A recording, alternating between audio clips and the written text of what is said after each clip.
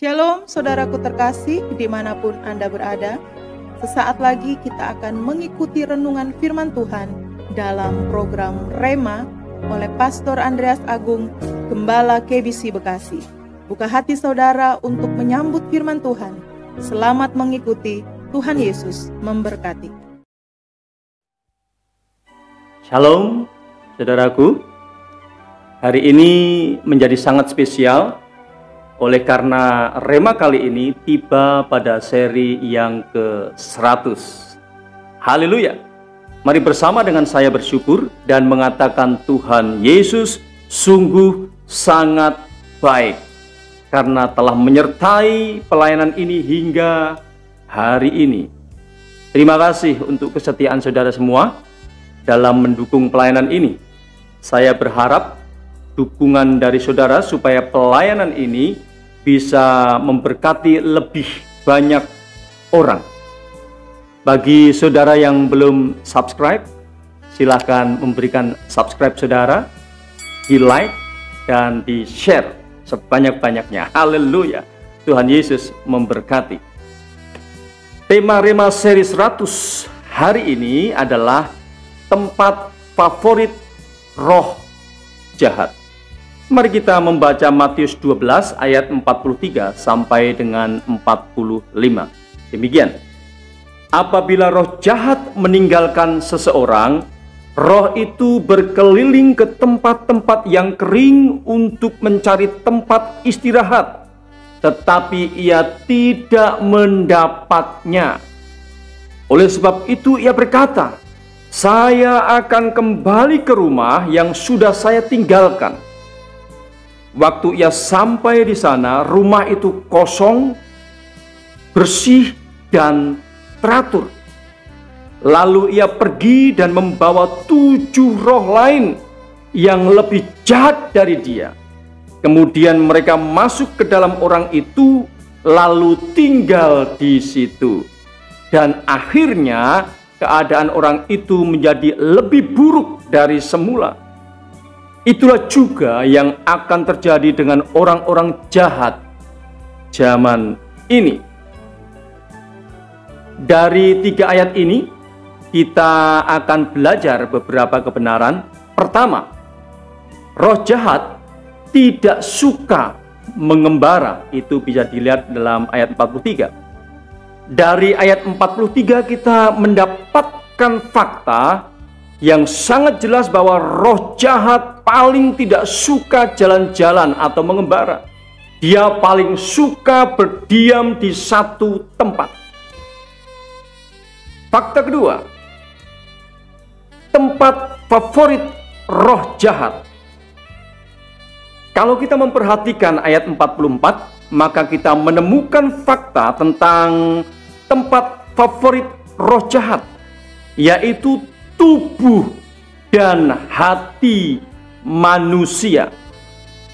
Itu sebabnya iblis paling suka berada di tempat yang paling banyak manusianya. Termasuk suka banget berada di gereja. Bukan untuk ibadah, tetapi untuk mengganggu dan menemukan kesempatan untuk dia masuk ke seseorang. Jadi kalau selama ini kita berpikir iblis paling suka di kuburan, di tempat-tempat angker, dan dalam benda-benda keramat, pikiran itu patut dikoreksi. Fakta ketiga, kosong, bersih, dan rapi teratur. Inilah deskripsi tempat yang paling difavoritkan iblis. Kondisi itu merujuk pada orang yang sudah tahu kebenaran, namun tidak hidup di dalam kebenaran.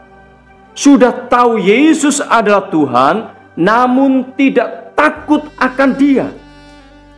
Jika mengacu pada konteks, maka kondisi yang seperti itu merujuk kepada ahli Taurat, orang Farisi, dan semua orang Yahudi yang mengikutinya.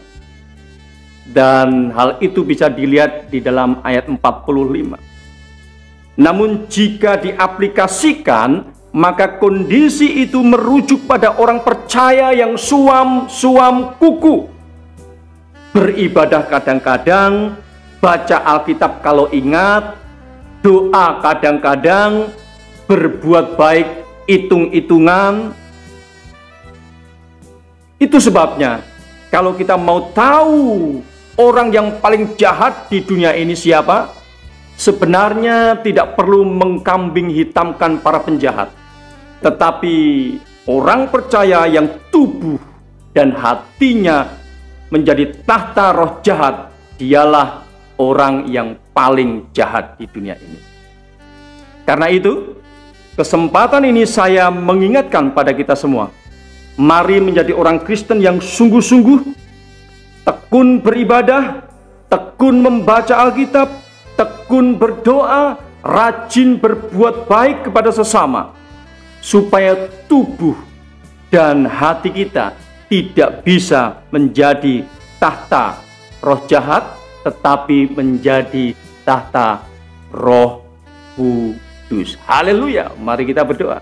Tuhan Yesus, terima kasih untuk firman-Mu hari ini, mengingatkan kepada kami agar kami menjadi orang percaya yang sungguh-sungguh hidup dalam takut akan Tuhan setiap hari, hidup menghormati Tuhan setiap hari.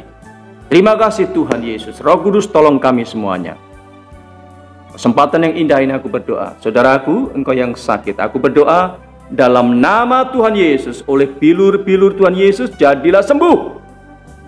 Yang lemah dikuatkan, yang susah dihiburkan, yang ada dalam pergumulan diberikan kemenangan dan harapan baru. Haleluya. Amin. Saudaraku, menjadi orang Kristen yang sungguh-sungguh hidup dalam kebenaran, supaya hati kita menjadi tahta Roh Kudus. Haleluya. Amin.